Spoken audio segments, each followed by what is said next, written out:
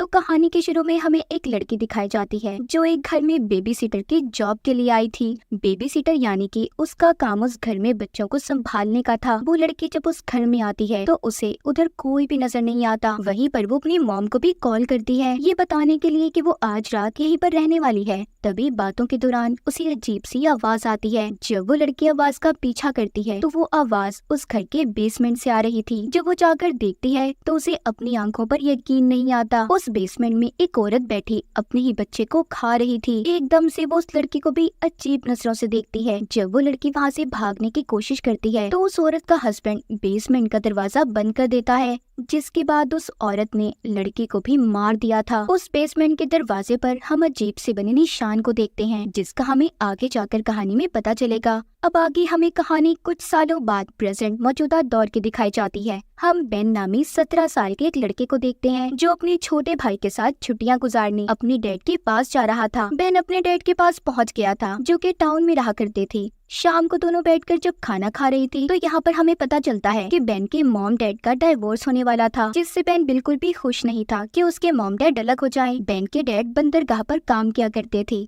इसलिए अगले दिन वो उसे अपने साथ काम पर ले जाते हैं। बेन के डैड के घर के पास ही एक और घर था जहाँ पर एक फैमिली छुट्टियां गुजारने आई हुई थी। उस फैमिली में हस्बैंड वाइफ और उनके 2 बेटे थे। बेन जब उस फैमिली के बारे में अपने डैड से पूछता है तो वो बताते हैं कि शायद वो फैमिली कुछ दिन के लिए यहाँ पर रहने आई हुई है। उधर बंदरगाह पर बेन की कुछ लड़कों से बहस हो जाती है। जब वो उनसे बात कर रहा था तो तभी यहाँ पर बेन के पास एक लड़की आती है जिसका नाम मैलरी था। वो भी यहीं पर काम किया करती थी। फिर हमें यहीं पर पास ही जंगल का सीन दिखाया जाता है जहाँ पर एबी नाम की औरत अपने बेटे के साथ घूम रही थी। दरअसल एबी की फैमिली ही बेन के डैड के घर के पास रहने आई थी। ये जंगल में हाइकिंग कर रहे थे, मगर यहाँ पर एबी से उसका बेटा बिछड़ जाता है। वो कहीं पर गुम हो गया था। तभी उसके बेटे को एक अजीब सा दरख्त दिखाई देता है। उस दरख्त के पास एक बहुत बड़ी सुरंग थी जिसमें से आवाजें आ रही थी। ऐसा लग रहा था कि जैसे उसकी मॉम उसे पुकार रही हो। एबी का बेटा बहुत ज्यादा घबरा जाता है। तभी उसे दरख्त पर वही निशान नजर आता है जो हमने बेसमेंट के दरवाजे पर भी देखा था। एबी का बेटा उस निशान की तस्वीर बना लेता है। उसे उस सुरंग से अजीब सा कुछ नजर आता है, ऐसा कि जैसे किसी का हाथ हो और उसे अपनी तरफ बुला रहा हो। तभी उधर एबी आ जाती है जो उसे अपने साथ ले गई थी। रास्ते में उसकी गाड़ी की टक्कर एक हिरन से हो जाती है जो मर गया था। अब एबी उसे अपने साथ घर ले आई थी। उसका हस्बैंड पूछता है कि तुम इसे क्यों लाई हो। वो बताती है कि हम उस हिरन का गोश्त खा सकते हैं,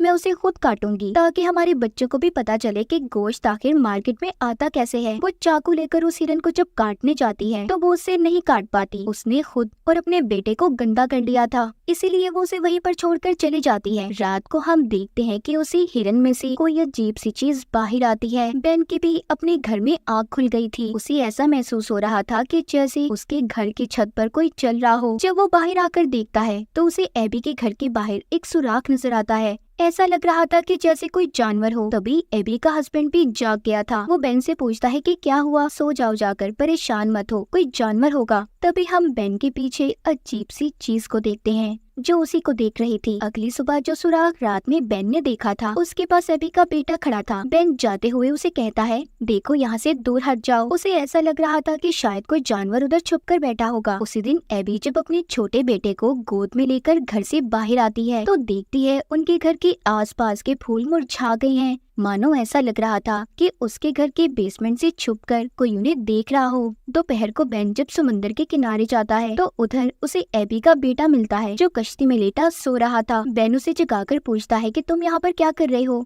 वो कहता है मैं यहाँ अपने डैड का इंतजार कर रहा था जो मुझे आज कश्ती पर घुमाने वाले थे। बेन ये सुनकर कहता है अच्छा मेरी बात सुनो, मैं तुम्हें ढेर सारी कैंडीज दूंगा, मगर उसके बदले तुमने मुझे आकर ये बताना है कि अगर तुम्हें अपने घर के आसपास कुछ गलत लगे तो मुझे आकर बताओगे, क्योंकि उस रात से बेन डरा हुआ था। इन्हीं दिनों बेन के डैड एक लड़की को भी पसंद करते थे जिससे वो बेन को मिलवाना चाहते थे, मगर बेन उस लड़की को मिलना नहीं चाहता था क्योंकि उसे ऐसा लगता था कि उसी की वजह से उसके मॉम डैड अलग हो रही हैं। इसीलिए वो अपने डैड को बिना बताए उसी दिन मैलरी के साथ उसके दोस्तों की पार्टी में चला जाता है जहाँ पर वो खूब शराब पीता है और मौज मस्ती करता है। मगर उधर भी पार्टी में मैलरी के दोस्त उसके साथ गलत करते हैं जिस पर उसे गुस्सा आ गया था। अब रात को एबी के घर पर मॉनिटर स्क्रीन पर दिखाया जाता है कि उसका छोटा बेटा झूले में सो रहा है। उस झूले के पास एक अजीब सी चीज थी जिसकी सिर्फ आंखें चमक रही थी। अचानक से एबी के बेटे का खिलौना नीचे गिर जाता है। इसी शोर से एबी भी जाग गई थी। जब वो अपने बेटे के कमरे में जाकर देखती है तो हैरान हो जाती है। झूले में उसका बच्चा नहीं था, वहाँ पर सिर्फ लकड़ियाँ पड़ी थी। तभी अचानक से दो हाथ नीचे से निकलकर एबी को अपनी तरफ खींच लेते हैं। रात को बेन जब अपने घर वापस जा रहा था तो जंगल की तरफ जाती एबी को देखता है जिसकी गोद में उसका बच्चा था। इससे पहले वो उसे रोक पाता, उधर उसकी डैड आ जाते हैं जो उस पर गुस्सा हो रहे थे क्योंकि आज रात उन्होंने उस लड़की के साथ बेन का डिनर रखा था जिसको वो पसंद करते थे। यहाँ पर बेन अपने डैड से कहता है, मैं उससे नहीं मिलना चाहता डैड, उस औरत की वजह से आप मेरी मॉम को छोड़ रहे हैं। ये बातें उस औरत ने भी सुन ली थी क्योंकि अभी भी वो बेन के डैड के साथ ही थी और अपने बारे में ऐसा सुनकर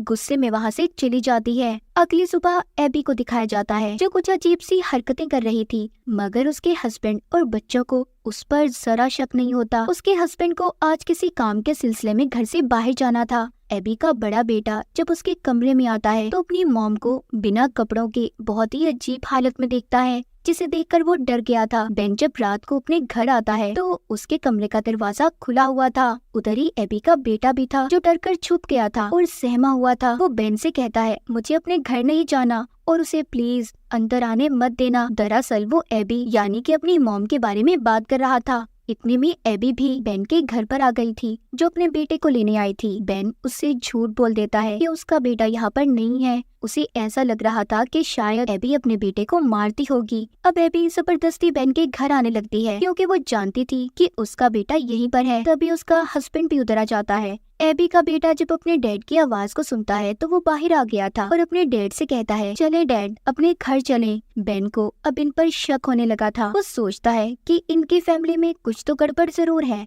इसीलिए वो उन पर नजर रखना शुरू कर देता है। मगर उसे कुछ भी अजीब नहीं लगता क्योंकि एबी अपने हस्बैंड के साथ कमरे में थी। तभी हम देखते हैं उसके जिस्म पर अजीब से निशान थे और उसकी हड्डियों में भी आवाज थी। ऐसा लग रहा था कि जैसे एबी पोजेस्ड, उसे किसी ने कंट्रोल कर लिया हो या फिर वो एबी थी ही नहीं। अगले दिन समंदर के किनारे बेन एबी के बेटे का इंतजार करता है ताकि वो उसे जान सके कि आखिर उनके घर में चल क्या रहा है। मगर उस दिन एबी का बेटा उधर नहीं आता, इसीलिए वो उसके बारे में पता करने बेन खुद उसके घर जाता है। जब वो उसके डैड से उसके बारे में पूछता है तो हैरानी और ताज्जुब की बात ये थी, उसके डैड को अपने बेटे के बारे में पता ही नहीं था। वो कहती है, तुम किसकी बात कर रहे हो? उन्हें देखकर ऐसा लग रहा था कि मानो उन्हें याद ही ना हो कि उनके बच्चे भी हैं। वो सब कुछ भूल चुके थे। बेन को ये सुनकर सब बातें काफी अजीब लगती हैं। जब वो वापस अपने घर जा रहा था तो जाते हुए उसे वही अजीब निशान दिखता है जो एबी के बेटे ने जंगल में देखा था। और हमने कहानी के शुरू में